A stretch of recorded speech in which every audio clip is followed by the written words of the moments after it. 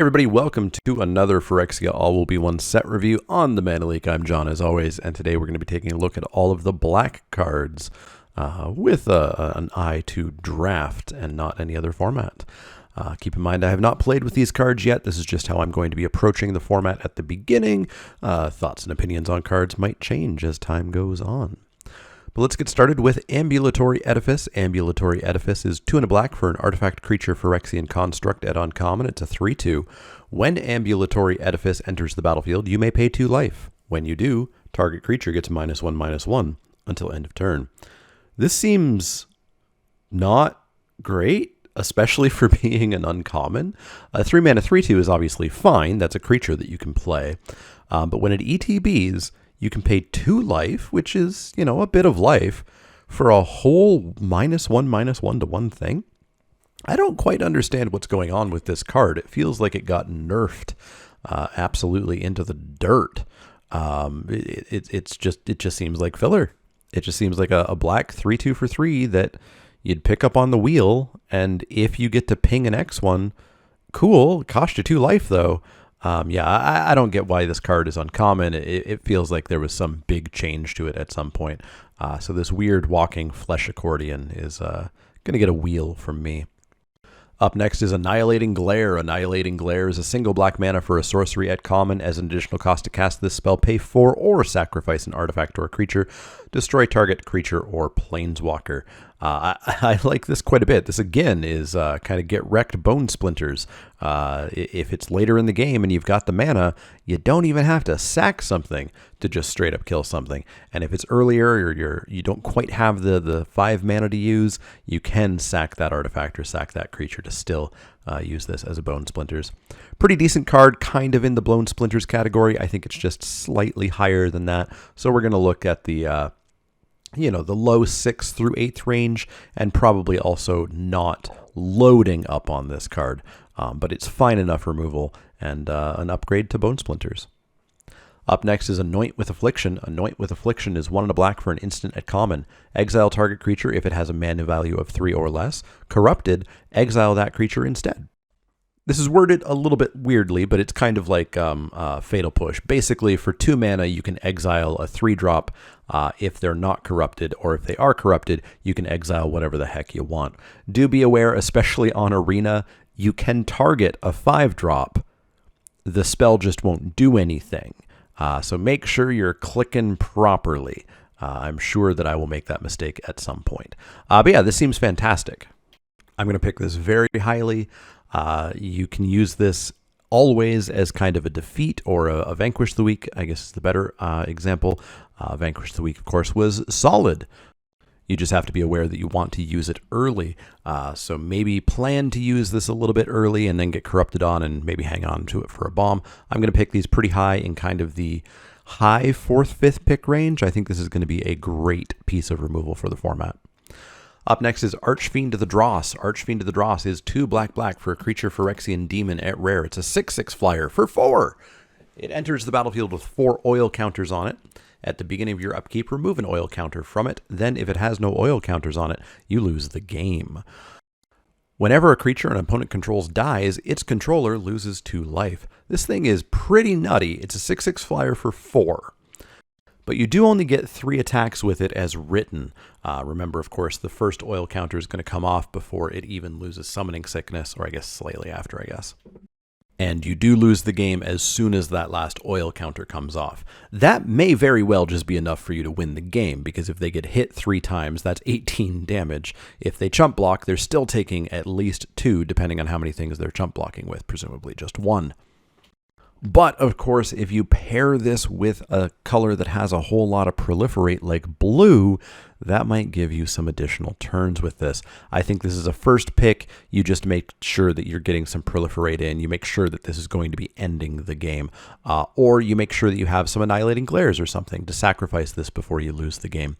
I think this is an easy first pick, and I also cannot get over just how extremely Emrakuli that art is.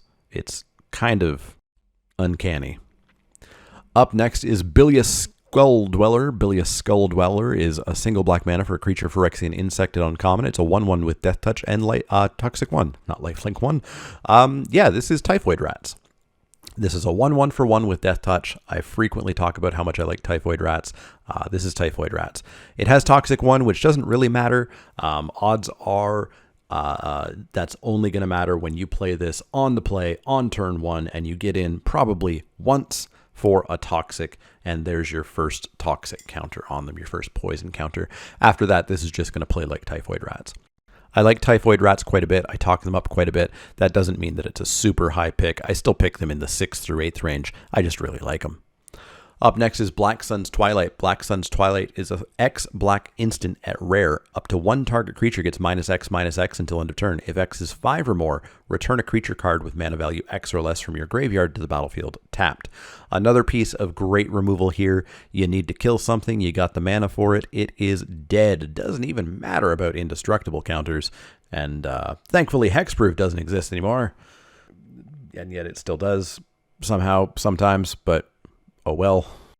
And yeah, if you get to bring something back from the battlefield, that is just gravy.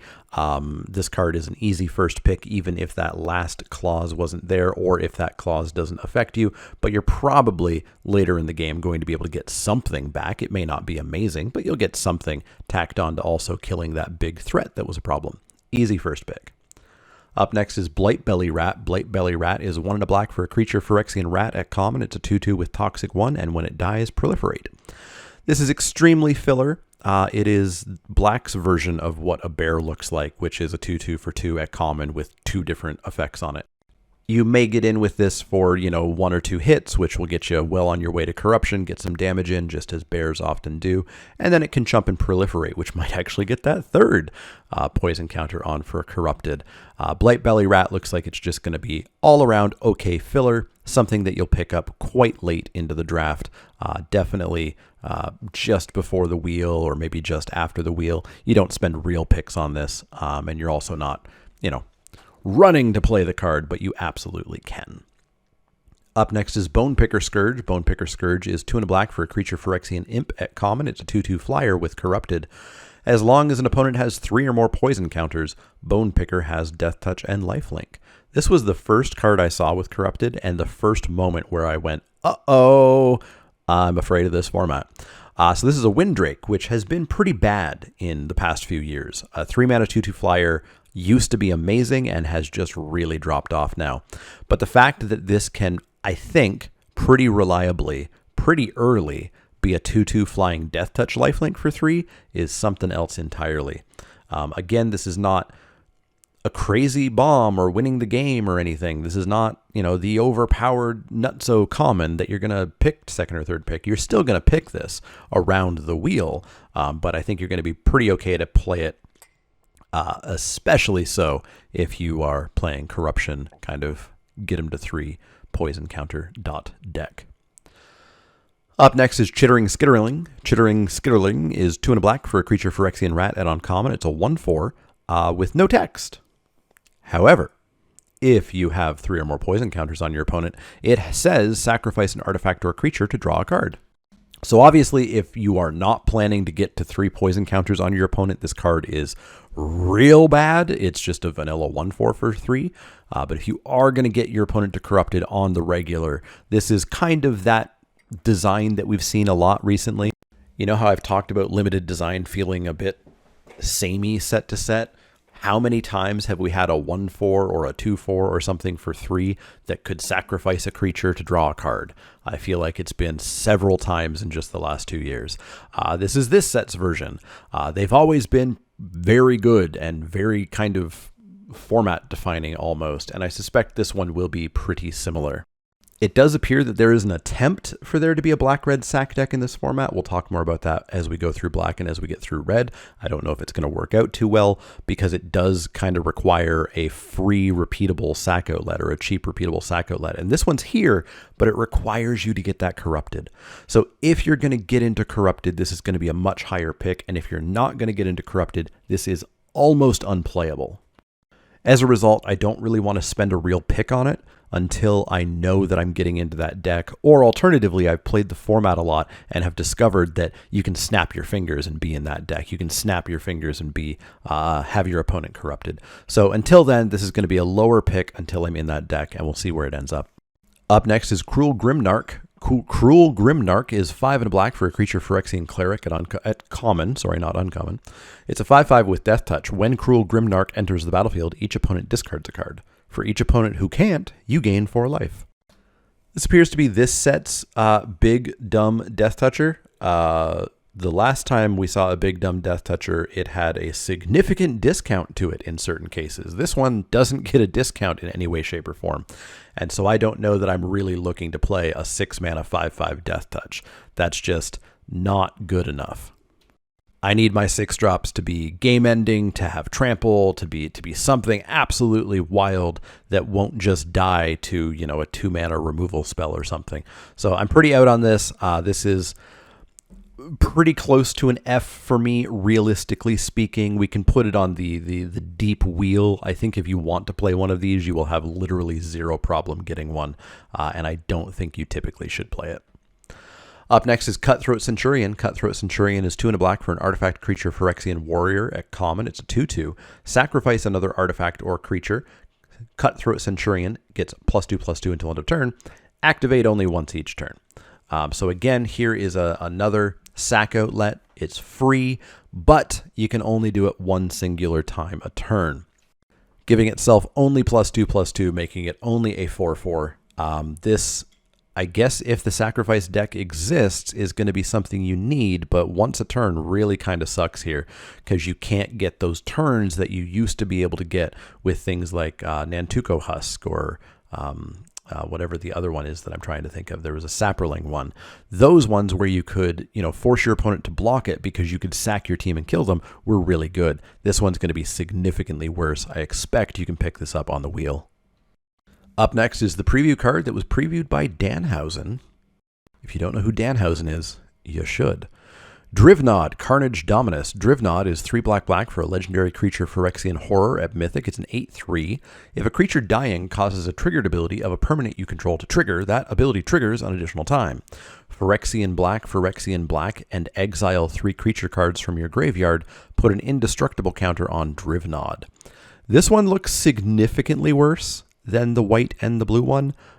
3 toughness is not something I ever want to pay 5 mana for. And doubling my creature's death rattle abilities, that's a real hard thing to consistently control. And then I have to exile 3 creature cards from my graveyard. That's not necessarily the easiest thing to do. This feels like a significant drop from the other 2. That said, I suspect you still play this. I just don't know that I want to first pick this like I want to first pick the other ones. I think I would take really good removal over this one. This just dies to so much. It dies to a common red burn spell. It looks significantly worse. Let's go second, third pick. I think you still play it. I just don't think this is the one that you're super stoked to see in your mythic slot. Up next is Drown in Ichor. Drown in Ichor is 1 and a black for a sorcery at uncommon. Target creature gets -4/-4 until end of turn. Proliferate. This kills a whole lot of things. Like, an 8/3.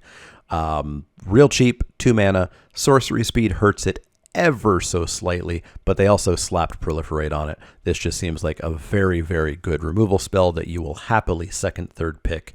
And of course, in many packs, you'll just first pick it. Great card. Up next is Duress. Duress is a single black mana for a sorcery at common. Target opponent reveals their hand. You choose a non-creature, non-land card from it. That player discards that card. Duress has been around forever. I wouldn't be shocked if there are 75 different printings of it at this point. In fact, that sounds like a great time to pause and go to Scryfall.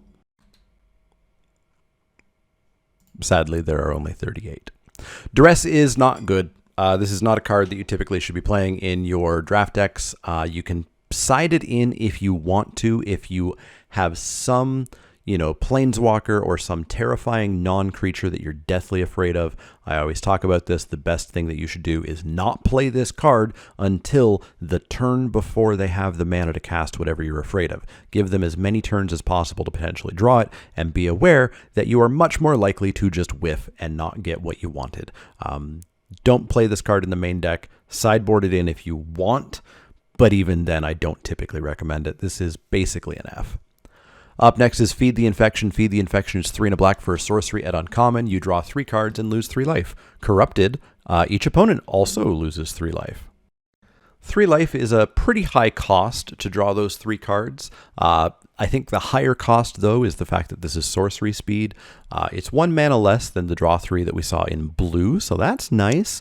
But I'm still not entirely sure just how good this card's going to be. It's really going to depend on if you can take a turn off. My initial instinct is with all of the toxic and corrupted and the flying toxic and the fact that your opponent's deck is just going to get permanently upgraded if they get corrupted online. A lot of that points to me not wanting to take an entire turn off and lose 3 life just to draw 3 cards. So I'm suspecting this card is not going to be good and you probably shouldn't play it. However, if it turns out that the format does actually support much later game play, this will probably go up in value. So let's hope it's a higher pick, but for now, I think you don't play it. Up next is Fleshless Gladiator. Fleshless Gladiator is 1 and a black for a creature Phyrexian Skeleton, as you would expect something fleshless to be. At common, it's a 2/2.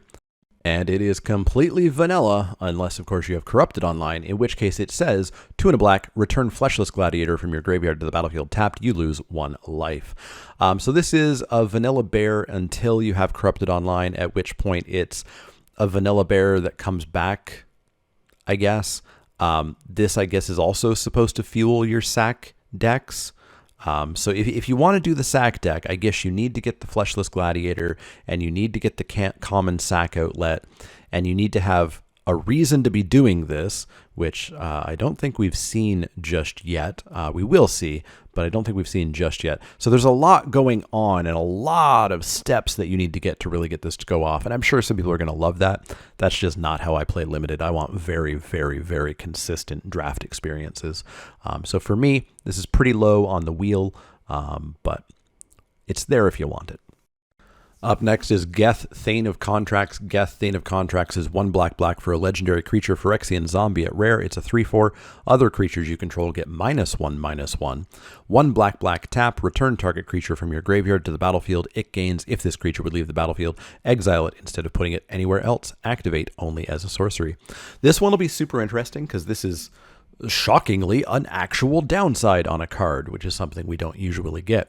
You are permanently shrinking all of your board. All of your X1s are dead permanently. So you're going to need to be aware of that during your deck building. However, basically every turn for only 3 mana, you get to bring your creatures back once. That means that if you're sacking those things, you can bring them back. You could get double sacks out of them. You could get double ETB effects out of them. As your opponent kills things, you can just bring them back. I suspect this will be quite a bit of a headache to play against. You just need to build your deck very carefully with this in mind. It reminds me a lot of Heartless Summoning from original Innistrad, apparently over 10 years ago, which is terrifying. But yeah, I think this is a first pick, and I think it's a build around. I'm very interested to play with this because this does feel a little bit older Magic-y to me. It's probably still a bit more powerful than old Magic would be, but I like a downside for an upside. I like it. So I'll definitely give this a go as a first pick. I think it's pretty powerful, but we'll have to see. Up next is Gulping Scrap Trap. Gulping Scrap Trap is 4 and a black for a creature Phyrexian Horror at common. It's a 4/4. When Gulping Scrap Trap enters the battlefield or dies, proliferate. So here's a bit of black proliferate, I guess. 5 mana for a 4/4 is not something I'm super happy with. Double proliferate, though, on battlefield and dying is kind of cute. So I think this is sort of filler if you are looking for proliferate, if you're looking to get corrupted online, or maybe you're looking for oil counters somewhere or something. This is a filler option. This is sort of on the wheel or after the wheel option. And at 5 mana, it's also something that you're not looking to get a ton of them, but it exists if you need it. You can probably just find better cards, though. Up next is Infectious Inquiry. Infectious Inquiry is 2 and a black for a sorcery at common. You draw 2 cards and lose 2 life. Each opponent gets a poison counter. So this is black divination, I guess. Costs 1 more than we're used to for something like Sign in Blood. But each opponent gets a poison counter, so that's cool. Unfortunately, unlike Sign in Blood and whatnot, you can't force this on your opponent because it is you as opposed to target player. But I think this will be, again, sort of a flag of the format. If the format is slow enough and you can spend 3 mana to draw 2 cards, it's going to be good. And if the format's way too fast, it's probably not going to be good. Either way, this will probably be around the wheel or maybe even after the wheel. It's not something you're going to have to run to get your hands on. Up next is Karumanix The Rat King. The Rat King is 1 black for a legendary creature, Phyrexian Rat. At rare, it's got Toxic 1. Other rats you control have Toxic 1. We have seen all of the rats in this set, by the way. So that is mostly flavor text. When Karumanix enters the battlefield, look at the top 5 cards of your library. You may reveal any number of rat cards from among them and put the revealed cards into your hand. Put the rest on the bottom of your library in a random order. This is a card that should not be in the draft format. It is for Commander. It is not for us. At least not in the rare slot, because it is essentially a vanilla 3/3 for 3. It has Toxic 1. Good for it. At least the other rats are playable. So you might actually get to draw something off of this, but, you know, it's not really going to happen, and you certainly should not be loading up on those rats in order to make this quote-unquote better. This is really in kind of the mid-pack range, like the 6th through 8th pick range. It's virtually a vanilla creature. You should, however, feel sad if this is your rare. Up next is Necrogen Communion. Necrogen Communion is 1 and a black for an enchantment aura at uncommon. Enchant creature you control. Enchanted creature has Toxic 2. Is that the first Toxic 2 we've seen? Yes it is. However, we will see more, as well as even higher than that. When enchanted creature dies, return that card to the battlefield under your control. I don't think that I care for this card. I certainly don't want to be playing an aura just to give something toxic. There's plenty of things that have toxic and have evasion already. I don't need to play this. And I also don't like playing an aura to get this ability that we've frequently seen on a combat trick, because I'm very much telling my opponent what's going on. And in fact, I'm opening myself up for some blowout due to bounce. Kind of really wrecking my plan, or even instant speed removal in response to this. So I think this is just an F. I don't think I want to play it. As always, auras need to be incredible for me to want to play them. Up next is Necrosquito. What a weird, gross name. 3 and a black for a creature, Phyrexian insect at uncommon. It's a 0/0 flyer. It enters the battlefield with 2 oil counters on it. It gets +1/+1 for each oil counter. Whenever another creature or artifact you control is put into a graveyard from the battlefield, put an oil counter on Necrosquito. All right, so here is our first kind of sacrifice something, get a benefit, get a permanent benefit, something we're happy with more than +2/+2 once until the end of turn. And what's more is this doesn't even need to activate all that often, which is again why I'm not running to play the sacrifice deck here. I just need a creature to die once, and I have a 3/3 flyer for 4. If something else dies, I have a 4/4 flyer for 4, plus proliferate, making this bigger. I think this is really good. I think I'm going to play this in every single black deck. I don't think I'm going to go out of my way to turn this on. I think it's just good as is. So I'm going to pick this in kind of the 4th, 5th pick range. Maybe a little bit more emphasis on the 4th. I think it's quite good. I just don't think that I have to do any work to enable this. A famous phrase of mine, I don't need to play bad cards to make this good card better.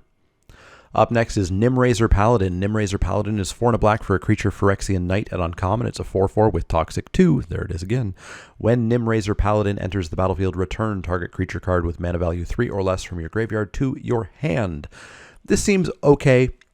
It sort of reminds me of the witches from Eldraine that returned a knight. They were a 5 mana, I think they were a 5 mana 3/4, but we've definitely seen 5 mana X4 return a creature before. These have always been pretty okay. You'll probably have 3-drops or less in your graveyard, and it's always nice to get them back. 5 mana 4/4 is kind of okay costed already, and hey, it's got Toxic 2 on it as well, and it's a creature that can definitely rumble in most board states. So I think this is going to be a decently upwards pick, probably in the 4th, 5th pick range. I don't think you're going out of your way to get it or anything, but I think it's very playable as is. So 4th, 5th pick for Nimrazer Paladin. Up next is Offer Immortality, 1 and a black for an instant at common. Target creature gains Death Touch and indestructible until end of turn.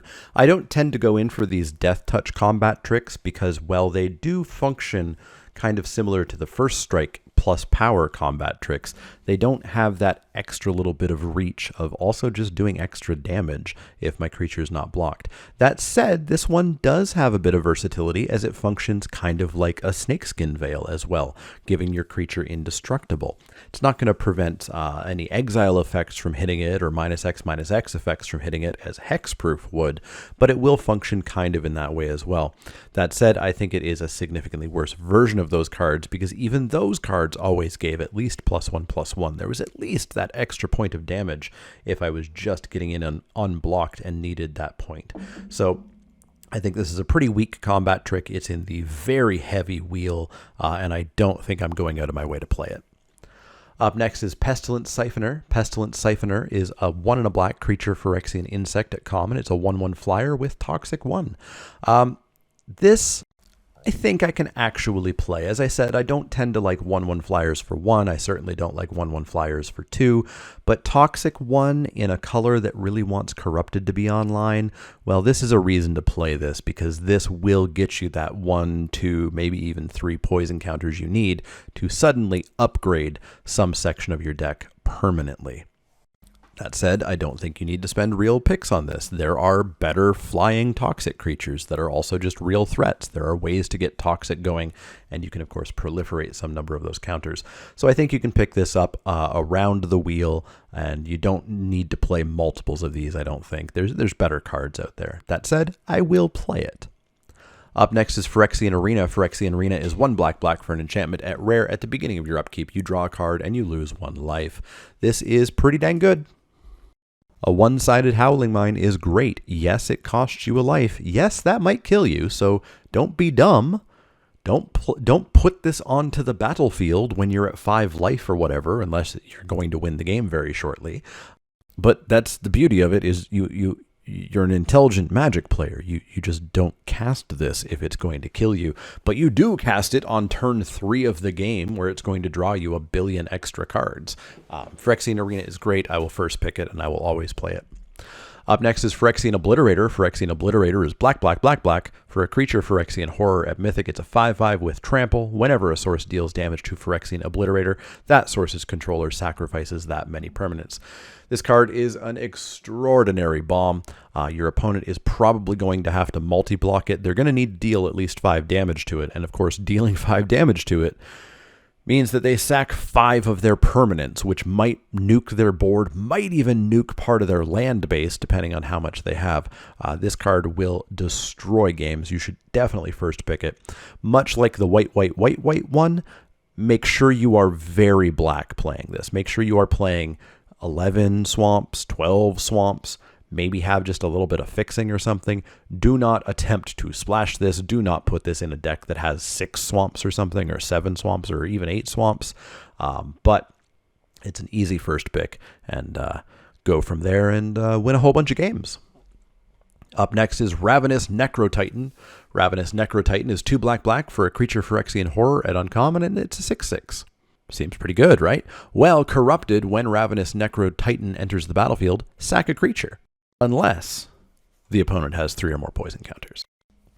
That's not even that much of a downside. This is a 4-drop. You probably have a 1/2, maybe even a 3-drop that you would happily sacrifice for a 4-mana 6/6. And if you do have Corrupted online by the time this comes down, it's just a 4-mana 6/6. Thankfully, this is uncommon because it's kind of ridiculously costed. The slight downside is you can't play this on its own when you don't have Corrupted because it would sack itself. Card's great. I think it's a very high pick. I think you don't even have to have any plan to get corrupted online to play this card and for it to be good. I'm going to second, third pick this card every single time I see it, I think. Up next is Scheming Aspirant. Scheming Aspirant is 1 and a black for a creature Phyrexian Advisor at uncommon. Whenever you proliferate, each opponent loses 2 life and you gain 2 life. This seems like a great blue-black payoff. There's a whole lot of proliferate in blue. Not quite as much in black, but here's a great payoff for it. So this one's a little bit interesting because it's obviously garbage if you're not proliferating much. It's just a 1/3 for 2, which is bare bones filler. But if you are getting into that blue-black deck, this is going to be one heck of a payoff. I might even pick this and try to get into it just a little bit. So I'm going to pick this pretty highly. I think it's in kind of the 4th, 5th pick range, but I would prefer to already be down that path and then get rewarded with this. Up next is Sheoldred's Edict. Sheoldred's Edict is 1 and a black for an instant at uncommon. Choose 1. Each opponent sacrifices a non-token creature. Each opponent sacrifices a creature token. Each opponent sacrifices a planeswalker. This is a pretty good edict. I like when my edicts are instant speed. I get to hold up other removal and then use this when my opponent brings in a creature, typically pretty early.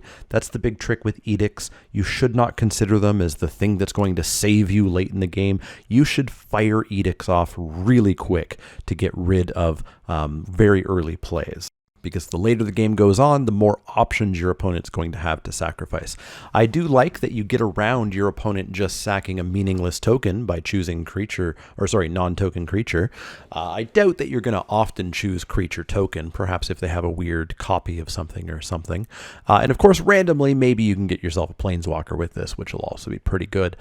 This looks like a decently high pick. I'm going to put it in kind of the 4th-ish pick range, maybe the low 2-3. Or the high 4-5. It's going to be pretty good. Just make sure that you do use it as you should use an edict, which is early. Up next is Sheoldred's Headcleaver. Sheoldred's Headcleaver is 3 and a black for a 2/4 creature Phyrexian warrior at common. It's got Menace and Toxic too. This is all around just an okay creature. Menace is fine. I prefer it to be a little bit more aggressive than a 4-drop usually will. I prefer my 4-drops to be a little bit more aggressive than a 2/4 usually will. But the Menace is nice. But I think this is ultimately just kind of filler. I suspect it'll be around the wheel level, and I don't think you're going to be playing multiples of these. Might not even be playing one. Up next is Stinging Hivemaster. Stinging Hivemaster is 2 and a black for a creature Phyrexian warlock at common. It's a 3/2 with Toxic 1, and when it dies, you make a 1/1 colorless Phyrexian Might artifact creature token. Hey, look at that. It's the only other time we've heard Might so far. And in fact, I think it's the second last or third last time we ever will hear Might. Yeah, this is a 3/2 for 3 with Toxic 1, and it makes a Might. It's pretty filler. The Might is a nice sack outlet, or a sack fodder for the minor sack stuff that seems to be going on. Otherwise, this is just kind of filler, kind of in the wheel area. I don't think you need to go out of your way. But a 3/2 for 3 is a bit more aggressive than a 2/4 for 4, for example. So I'll play this one probably just a little bit more highly.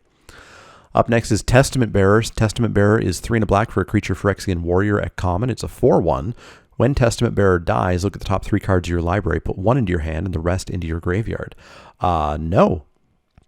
No, I don't want to pay 4 mana for something with 1 toughness, even if it does let me draw a card, I guess, of the best of the top 3.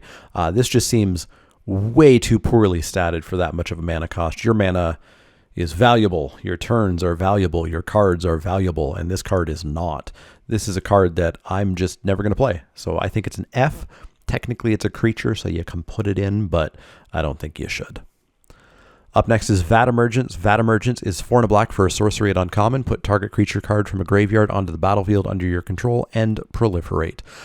These cards are never usually good enough. 5 mana sorcery, put something from the graveyard to the battlefield. We've seen it a billion times, and it's just never really that good because 5 mana is a lot. If you're not bringing back a 5-drop or a 6 or a 7-drop, or maybe a really good 4-drop, you are really overpaying for just not that much value. These cards are just never usually good enough to play. It's probably just an F. Putting Proliferate on it makes it slightly better, but still not good enough for me. I will be avoiding Vat Emergence. Up next is Vat of Rebirth. Vat of Rebirth is a single black mana for an artifact at uncommon. Whenever another artifact or creature you control is put into a graveyard from the battlefield, put an oil counter on Vat of Rebirth. 2 and a black, tap, remove 4 oil counters from Vat of Rebirth. Return target creature card from your graveyard to the battlefield, activate only as a sorcery. This one seems interesting to me, and here's another thing that your sack outlet could be helping, but again, you're sacking 4 things to get 1 thing back. That's a lot of things, especially when one of the sack outlets we've seen is only once a turn. Now, of course, other things might die and get additional oil counters on this, and maybe you can proliferate as well, but this all still feels very slow to me. The fact that it's only a single mana is what kind of keeps me a little bit interested here. I just don't think that you're going to activate this more than twice, and maybe not even more than once in most games, which I think means that this just isn't that good. I'd want to be activating this several times in a game, and I think that's just so many oil counters that you can't expect to get. I'll be interested to see how this goes, and I don't think I want to be the one to try it, though. I think it's just not consistent enough for the way that I like to play limited Magic. So I'm going to start out picking this way lower than I will ever be able to. So I probably won't get to play it, and I'll keep an eye on how other people go, but I think it's just way too slow. 4 oil counters is a lot of oil counters. And just to put to rest really early why I'm really hesitant about the black-red sack deck, there is a threaten effect. Of course there's a threaten effect in the format, but it's uncommon. And when that happens, there's no actual sacrifice deck. The threaten effect must be a common for that to exist. Up next is Vran, Executioner Thane. Vran is 1 and a black for a legendary creature, Phyrexian Vampire. At rare, it's a 2/2. Whenever 1 or more other creatures you control die, each opponent loses 2 life and you gain 2 life. Hey, look, here, it's at rare, unfortunately, but here is our amazing, great game-ending way to make the sack deck works. The ability triggers only once each turn. Womp, womp, womp. Now, it's still good and it's still valuable, and you'll still get a whole bunch of damage and life gain over a whole bunch of turns, but it is still not that, we're a very far, far flung ways from Blood Artist and Falconwrath Noble and whatnot, where you could get incredible sack value. This is still first pick. This is still build around. This can get you into the sack deck a little bit, but it still feels just a little bit weaker than what I would like a good sack deck to feel. But yeah, it's a fine creature. I think you'll first pick it. I think you'll build around it a little bit, and you'll get enough incidental value out of it to win the game in some way. Up next is Vraska Betrayals Sting. Vraska Betrayals Sting is 4 black, Phyrexian black for legendary planeswalker Vraska at Mythic. She starts with 6 loyalty, or 4 if you pay life for that Phyrexian mana. 0, you draw a card and you lose 1 life and proliferate, which means that's kind of a +1. -2, target creature becomes a treasure artifact and loses all other abilities and types. And -9, if target player has fewer than 9 poison counters, they get a number of poison counters equal to the difference, which is a whole lot of words to say target player sets their poison counter total to 9. I guess that might be as many words, never mind. So draw a card, lose a life for +1 is pretty good, plus we might get to proliferate some other things as well. -2 to basically pacify, or I guess permanently pacify something, is very good. That is a very nice protection there. And -9 to tell my opponent that they're probably just dead to poison is quite good as well, especially when she will go to 7 as she comes out, 8 the next turn, 9 the next turn, and then my opponent's almost dead.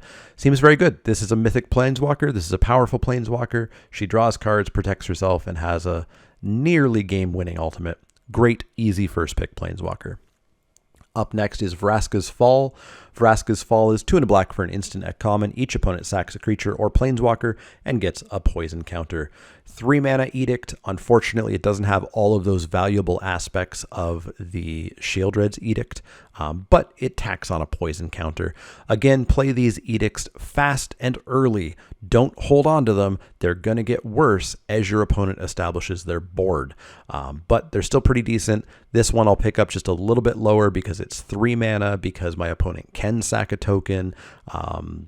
all of the other bad things about edicts. So this is kind of in the 6th through 8th range, and I'm also not going to want to load up on them. Our final black card for the day is Whisper of the Dross. Whisper of the Dross is a single black mana for an instant at common. Target creature gets -1/-1 until end of turn and proliferate. This seems very good to, again, be pretty early removal. Get rid of any X1s, get rid of any pesky mites, although, again, I still just don't see the point of mites. I feel like I'm never going to be concerned about a 1/1, and I don't think you're going to have a board of like 6 1/1s or even 4 1/1s, I think is a pipe dream for the mite deck. But -1/-1 always does a good bit of work. It really screws up combat math. Plus, I get to proliferate my oil counters or my planeswalker counters or poison counters or whatever. Seems decent. Obviously, -1/-1 is not a high pick. We're talking, 6th through 8th here, but I'm pretty happy to play a few Whispers of the Dross. So that's going to wrap it up for Black. Black has a lot of removal. And a lot of it is what I would classify as early removal. Killing 3-drops, killing X1s, edicts, etc. So maybe that can help keep things at bay. Let me know what you think of Black. Let me know what you think of 1. Anything you want to let me know in the comments down below. As always, you can find me over on Twitch at twitch.tv/themanaleak. I'm there on Wednesdays. Next Thursday, I'll be playing the early access event to play a whole bunch of, sealed and best of 1, unfortunately, draft of this format before the pre-release, actually. So go check that out. Check me out on patreon.com/themanaleak as well if you want to help the channel out directly. And of course, you can help the channel out simply by liking the video and subscribing if you're not subscribed. So let me know anything you want to let me know. Otherwise, I'll see you all next time.